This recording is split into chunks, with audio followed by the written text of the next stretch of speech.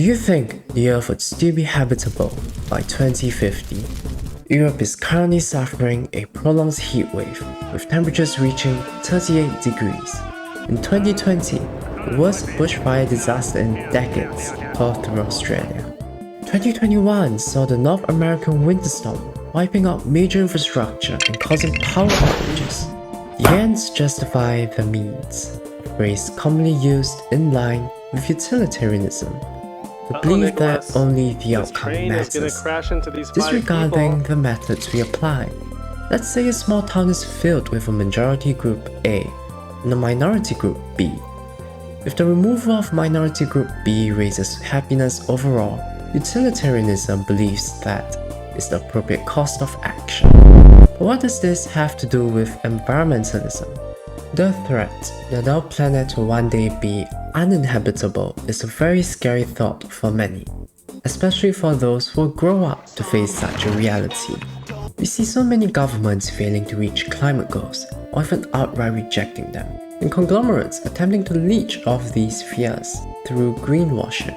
Often the responsibility of tackling climate change is placed on the individual.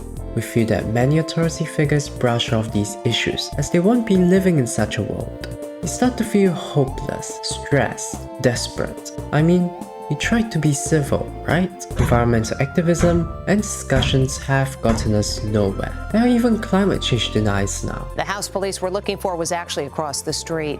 We see how other forms of activism, in feminism or racial inequality, receive massive breakthroughs when violence is applied. Maybe we should do the same. I could start by doing school walkouts, spray painting slogans, joining mass demonstrations, but informing the public doesn't work. Nobody seems to care. Perhaps people only learn if it affects them directly. Taffy. Maybe I can help stop climate change by disrupting infrastructure and technologies that pollute. Let's block off major roads, place road spikes to puncture tires, spike trees to injure loggers. This seems like a minor inconvenience and people still don't care. I need to show them how significant global warming truly is.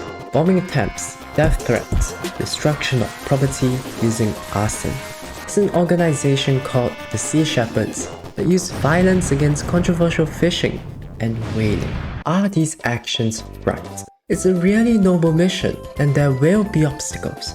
People who try to stop or oppose this movement are the enemies. Who suffers when trees are spiked? The companies certainly don't care. They can just employ new workers. Meanwhile, loggers face increased safety risks and have no choice but to carry on as it's their livelihood. Who suffers when roads are blocked? Not the governments that don't invest in public transport infrastructure, but people who need to go out and work or send their children to school and can't use public transportation due to a lack of access. Who suffers when fishing boats are destroyed? Huge fishing companies aren't going to give up their opportunity to make money. They can just hire more security. Ordinary people that work as fishermen now have to learn to fight for their lives while out at sea. There is a popular children's story titled The Giving Tree.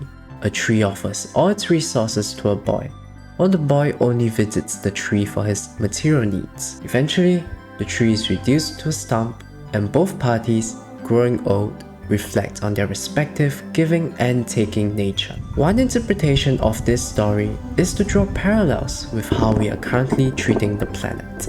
Even if we don't completely strip the tree of its resources in our lifetime, our future generations may one day wake up to find an empty stump. I think that we should still be able to enjoy the resources that the planet provides us, but at a sustainable rate. I don't think people intentionally destroy the planet. Rather, they take too much without realizing the actual impacts that it leaves on our planet.